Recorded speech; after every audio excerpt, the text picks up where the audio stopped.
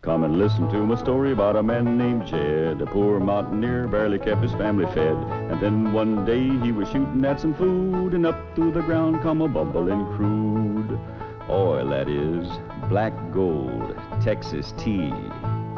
Well, the first thing you know, old Jed's a millionaire. The kinfolk said, Jed, move away from there. Said, California is the place you ought to be. So they loaded up the truck and they moved to Beverly Hills, that is, swimming pools, movie stars. The Beverly Hillbillies.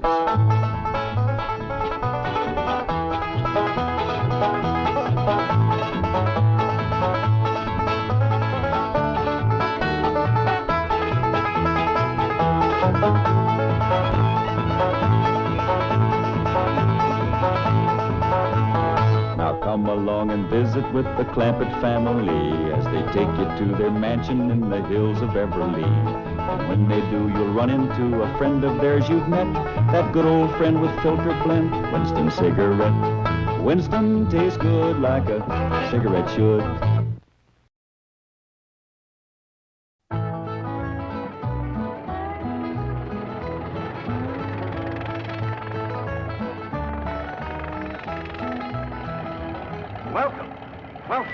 Howdy.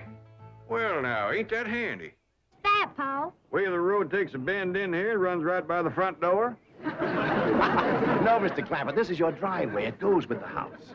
Is this thing a house? Oh, yes, indeed. It was built by John Barrymore, one of our finest actors. Pretty fair stonemason, too. Hey, Jed! This here is dandy soil. Fine, Granny. We'll commence plowing tomorrow. But this is Beverly Hills. Dirt is dirt. Yes, I know, but why don't we look around inside, eh?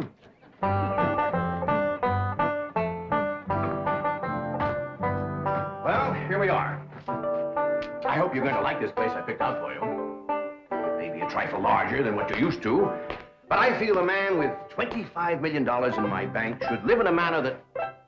Come in, this is your home.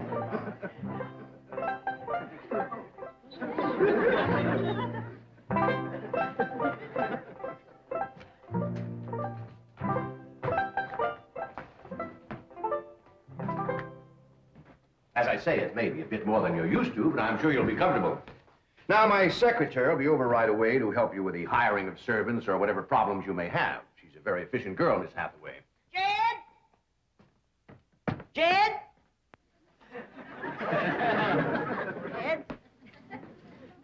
You and Jethro fetch in my stove so I can get some victuals to cooking? Oh, you have a beautiful stove.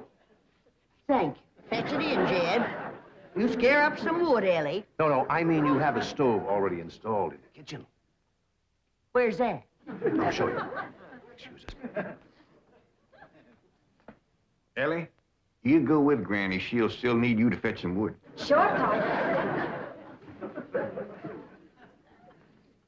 Uncle Jed, guess what? There's a whole nother house up here. Jethro, come down from there. Like as not that belongs to somebody else. Darn. This is your kitchen. Oh, and here's the stove. The last word in food preparation. And speaking of food, you'll find everything you could possibly want stored right in here. See?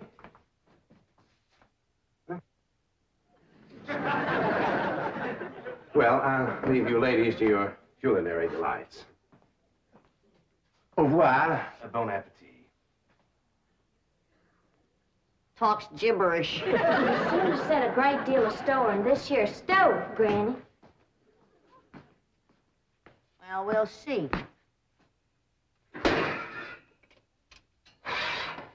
Ellie, you run out and fetch some wood. I'll get a fire to going in here and we'll see.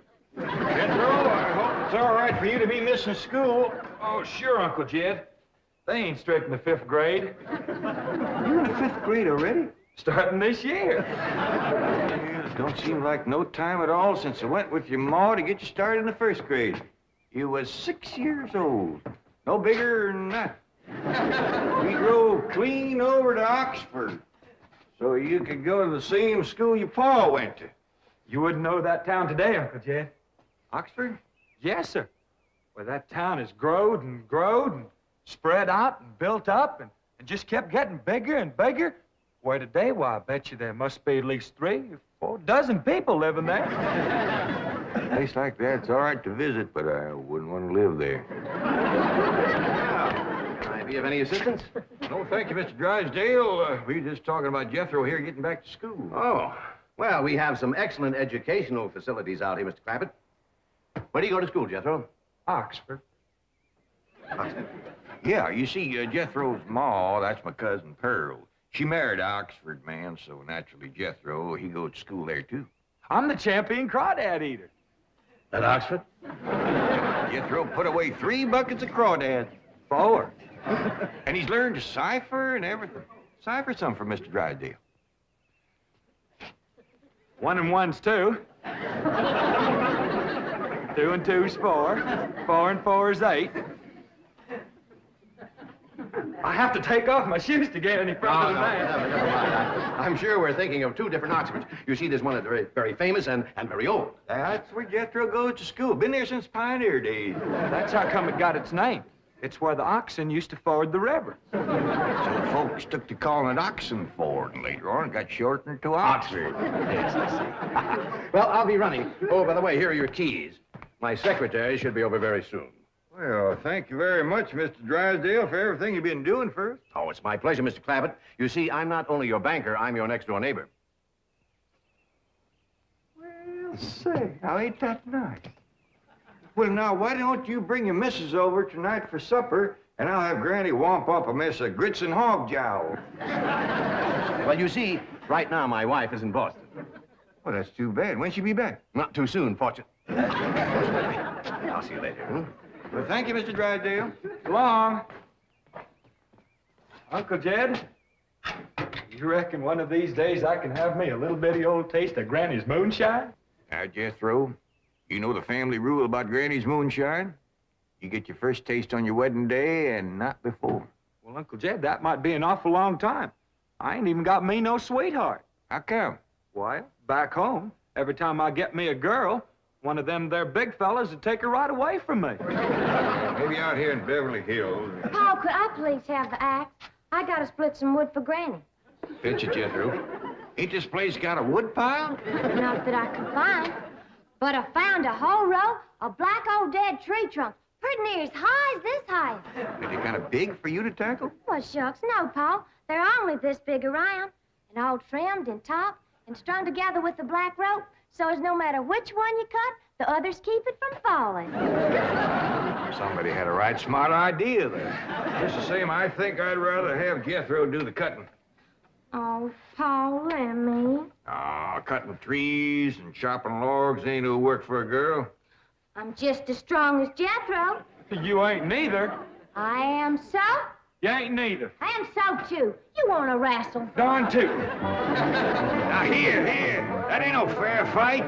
Somebody's gonna get hurt. Now, yeah, you see, you're getting too rough.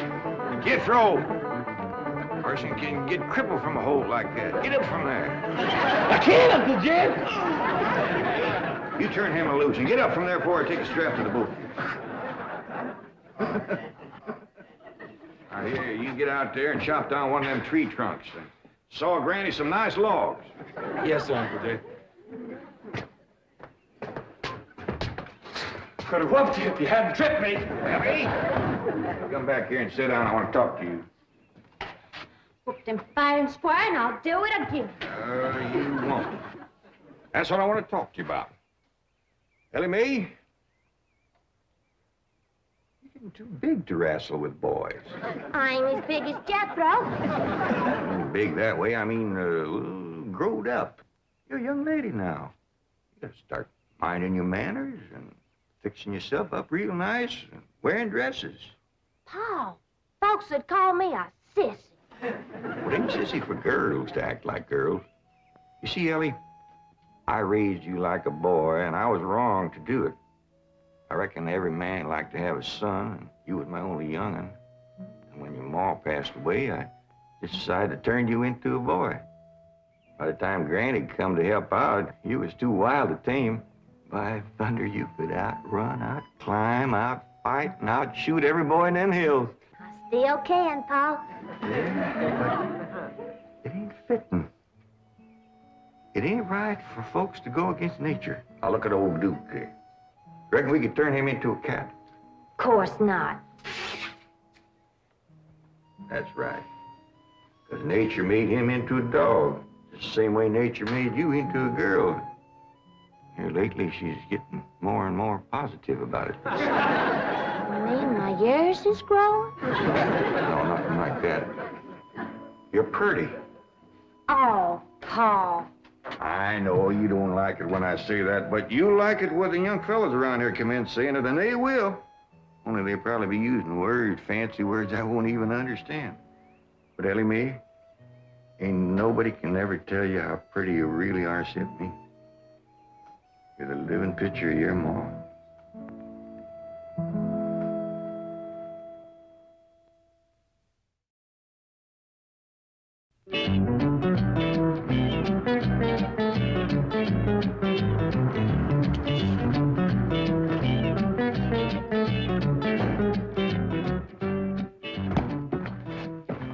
You still here? I thought you were going up to the Clampett estate. I didn't think it prudent for us both to be absent simultaneously. In the event of crises... The only crises you have to worry about right now is keeping Mr. J.D. Clampett happy. Now get up there. Tell me, how did you like the flamingos? What flamingos? I thought pink flamingos around the swimming pool would add a rather elegant touch. Mr. Clampett is not a man educated to elegance. That will take time. Right now, there are more pressing problems. Of course, getting settled, the servant problem. Well, whatever they are, just get up there and solve them. Now, J.D. Clampett is this bank's largest depositor, and I'm making his satisfaction your responsibility. I accept the mantle of responsibility with which you have cloaked my shoulders. And I shall so conduct myself that if this great financial institution shall last 1,000 years, people will still say, this was their finest hour. Andy Wood, all right. Got a lot of pitch and tar in it. Ought to burn real good. Yeah. That flimsy grate holds up. Granny, this is the top of that tree trunk. You want I should split it up, too? No, just leave it outside. Yes, sir. This place ain't even got a wood box. Yeah, folks don't need much wood out here. Remember what Pearl said? It don't get cold. Yeah, I remember. It might not get cold in the day, but it sure freezes solid at night. How you know? I'll show you how I know. Every bit of food in this here storage bin is froze harder than a rock. Yes.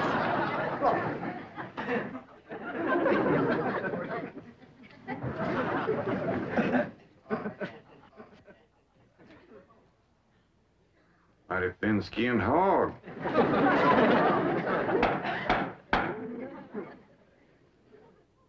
But I'll be doggone.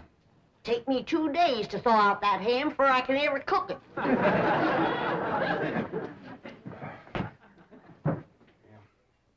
People ought to know better than store food up against the north wall. Tomorrow we'll dig us a root cellar and we put all this stuff in it. Jethro, go on out there and catch us a chicken. Okay, Uncle Jed. How you know we got chickens? Place this size is bound to have chickens. They ain't all froze today.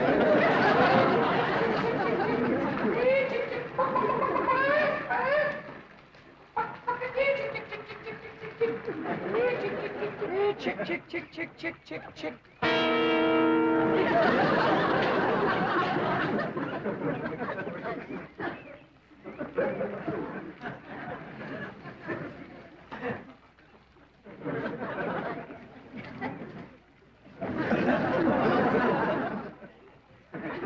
I keep a chicken. Here's that bucket. You want it? You take it, Ellie. See if you can find a creek. I gotta have some water. You want a pump on this place? It ain't even got a well. Uncle Jed, Uncle Jed. Yeah, boy, did you find a chicken? I found something. I ain't sure if it's a chicken, a goose, a duck, or what. Where is it? I couldn't catch it. That thing can outrun a jackrabbit. There ain't no goose or duck. Must be a chicken. If it is, I was right about things growing bigger out here. That thing was this high. Chicken? Ah, Jethro. Honest, it's got legs this long. Dibby's on the drumstick. Drumstick ain't much. Whoever gets that neck is eating from now on. Commences here and runs plumb up to here. Jethro, you ain't forgot what I said about Granny's jug of liquor. I ain't been at Granny's jug. You have your in for it. Honest, cross my heart. Where'd you see this chicken? Down by the cement pond. Cement pond. Uncle Jed, that pond is the fanciest thing you ever did see. Why, they are steps, so's the cattle can walk right down into it and get a drink. And up at one end, there's a lady standing there made out of rock. And she's a-pouring water out of a jar right into that cement pond.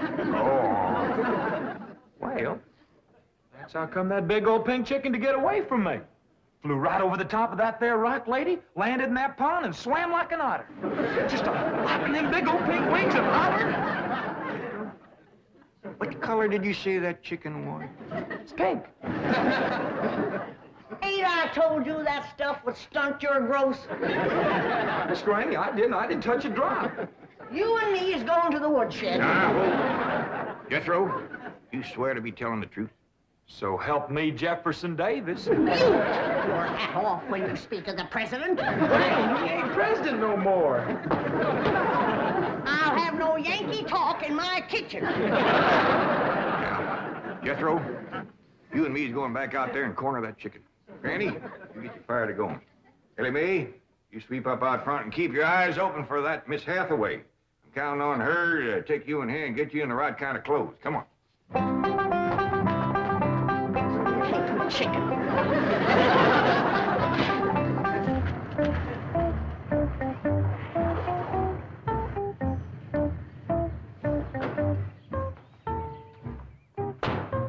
You there, young man. I ain't a young man, but I sure do thank you for thinking so. Good heavens, you're a girl. Yeah. I'm Jane Hathaway, executive secretary to Mr. Drysdale. And you, I take it, are a domestic of some sort? Cleaning girl, housemaid? Just what are your duties with Mr. Clampett? Well, he sent me out here to sweep up, but he said you'd take me in hand and get me in the right kind of clothes and everything. Indeed, I shall. We have a complete servant's wardrobe from chef to chauffeur. Come with me. What in the name of Thomas Chippendale is this? Has Mr. Clampett seen this disgraceful and unsightly mound of debris? Oh, yes, ma'am. This is all his. Oh, what charming antiques. Just like you said, Jethro, a rock lady pouring water into a cement pond. Yes, sir. And over there's where I seen that great big pink chicken. Only thing is, it don't sound like a chicken. It makes a kind of hollering noise.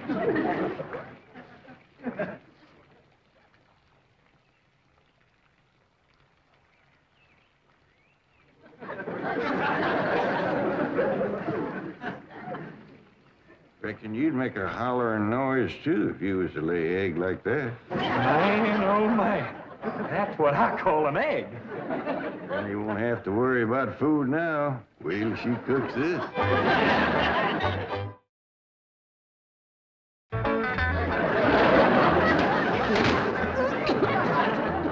That blame city stove don't draw worth nothing. Hey, Granny, look at this egg. What's all the smoke? Stove don't work. Probably just a stuffed-up flue. Ain't got a flue, ain't even got a stovepipe. Well, I'll get the shovel and a hoe and rake it out of there. You keep this egg.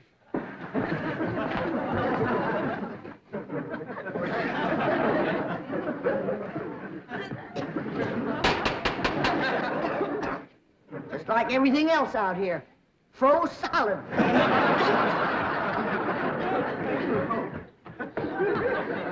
Really, my dear, you look quite charming. Well, I feel like a dead blame fool. Oh. Just a moment. Yes, out now. I'll be right back.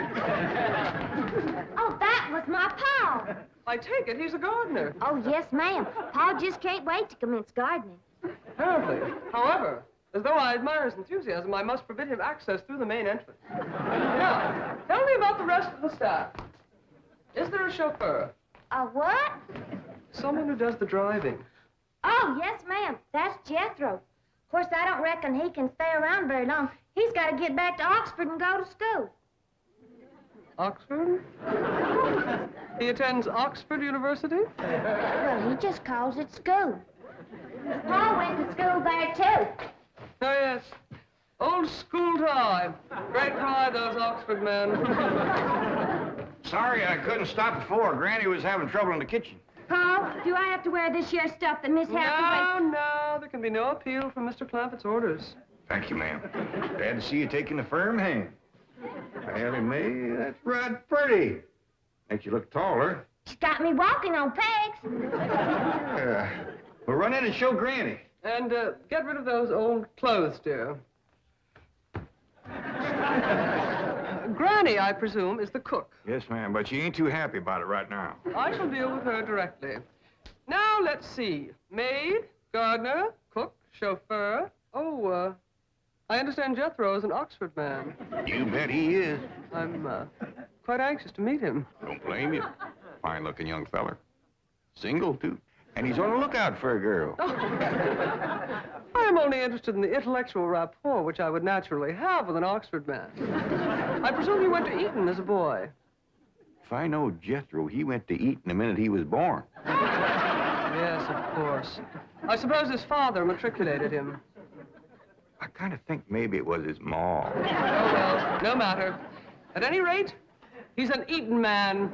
That he is. Matter of fact, Jethro won the Eton championship. How marvelous. What was he champion of? Eton. Yes, I know. But what was it? Cricket? Oh, no. It was crawdad. I don't think even Jethro would eat crickets. I was referring to the game of cricket. Jed, where's the axe? I bet you, Granny, you talk to Miss Hathaway. And just why does Cook need an axe? I've hit this with everything I could lay a hand to. I even whopped it with an iron skillet. You are supposed to hit it with a croquet mallet. All right, where is it? I don't think I'll tell you. There is a time for work and a time for play. Now then, what are we cooking for Mr. Clampett? Well, I don't know what you're cooking him, but if he wants any victuals from me, somebody better shoot a possum. Possum? You got a better idea? But of course, a nice big fluffy souffle. All right. You shoot it and you skin it. You don't even know what a souffle is. What kind of a cook are you? I'm a cook with a stove that don't draw, food that's froze solid, chickens that can't be caught, eggs that can't be broke, and a smart alecky city woman telling me my business. That's what kind of a cook I am. Mind your tongue, little woman. I can have your job. You sure can, and the sooner the better. Jethro's coming, and just wait till you see what he's got. Thank heaven.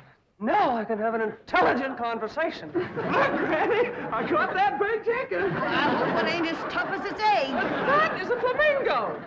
Oh, no, ma'am. That's my nephew, Jethro. Jethro, say hello to Miss Hathaway. Howdy, ma'am. This the big dangest chicken you ever did see. You go to school at Oxford? Yes, ma'am. I'm in the 5th grade. Stop bragging and wring that chicken's neck. Ellie Mae! No, stop, you barbarians. Don't harm one feather of that beautiful bird. I've taken just about as much as I'm going to take from you. Yeah, Granny. Ellie, you get the fire going under the big kettle outdoors. Young lady, where is your maid's uniform? I ain't going to wear. Oh, yes, you are. No, I ain't. Oh, yes, you are, if I must subdue you forcefully. I wouldn't try that. Tried to tell you. I'll set on her, Ellie. You get the fire to go. Now, here, Granny. Come on, let her up. Get off of it. You are discharged. All of you. Sacked. Fired. You are the most incompetent, insubordinate, belligerent group of domestics it has ever been my misfortune. Hathaway! Ah, Chief. You're just in time to help me take disciplinary action. You're fired. I've already told them. Not them, you. These people are the Clampetts. Clampett? Yes, that's right. Now go back to the office and pick up your severance pay. You are through. Now, Mr. Drysdale, hold on a spell. I reckon there's been a kind of a misunderstanding. But this little lady's been a right big help to us. Why, she fit in just like one of the family. Matter of fact, her and me is going out hunting.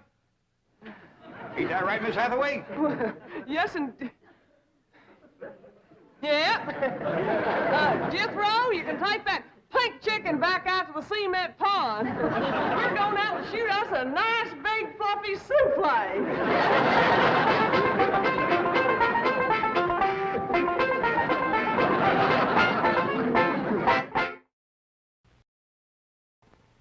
Yes, sir, it was a dandy trip. Of course, we's all of my tuckered from sleeping setting up, but Pearl's old truck run just fine, and her boy drove all the way.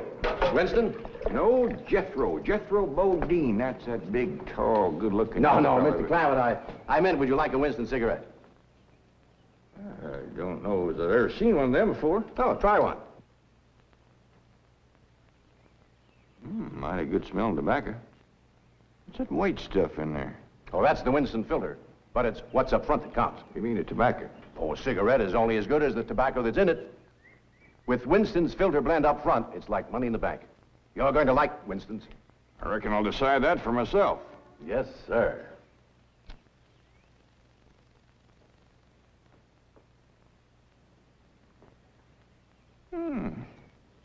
I like it. This here Winston tastes good. Like a cigarette should. The Beverly Hillbillies has been presented by Winston. We hope you enjoyed it, and we hope you'll try Winston, because Winston tastes good, like a cigarette should.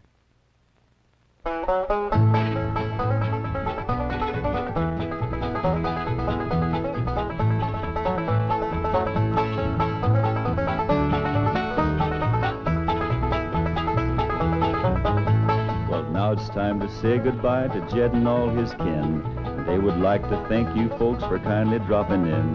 You're all invited back next week to this locality to have a heaping helping of their hospitality. Hillbilly, that is. Set a spell. Take your shoes off. You all come back now. Here. This has been a Filmways production.